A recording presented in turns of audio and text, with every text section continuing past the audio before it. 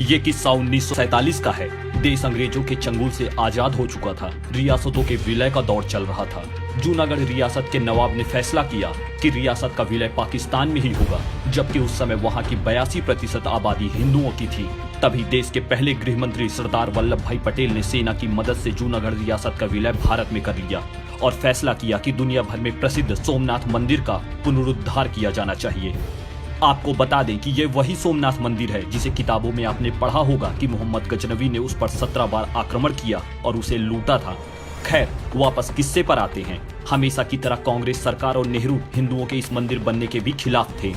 नेहरू ने तो यहाँ तक कहा कि इसका पुनरुद्धार किया जाना हिंदुत्व को पुनर्जीवन देने की कोशिश जैसा है।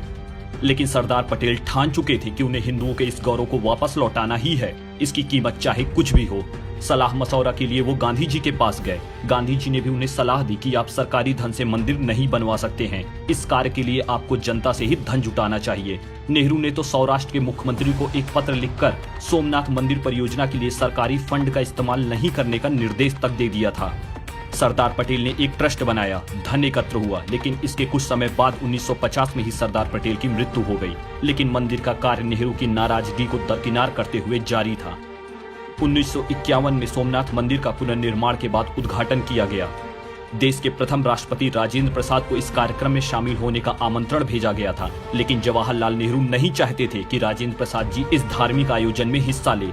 हालांकि नेहरू को ठेंगा दिखाते हुए वो इस कार्यक्रम में शामिल हुए। तो कहानी का सार बस इतना सा है कि नेहरू और गांधी परिवार सिर्फ राम मंदिर ही नहीं बल्कि हिंदुओं के अन्य धार्मिक केंद्रों का सदा विरोधी रहा है। आज मोदी जी उसी पद पर बैठे हैं जहां कभी नेहरू बैठा करते थे।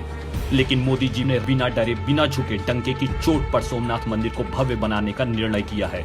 अब आप समझ सकते हैं कि 70 सालों से हमारी सभ्यता संस्कृति मंदिरों को किस कदर कुचला गया, और इस कांग्रेस सरकार ने कभी नहीं चाहा कि हमारी पहचान हमें वापस मिल सके। वो तो भला हो मोदी और योगी सरकार का, जिन्होंने रामलला को टेंट से निकाल चांदी के पालने में बैठाने की लड़ाई लड़ी, वरना इन कांग्रेसियों को बस चलता तो हमारे रामलला आज भी टेंट में होते और सोमनाथ मंदिर आज जर्जर होकर ढह गई होती।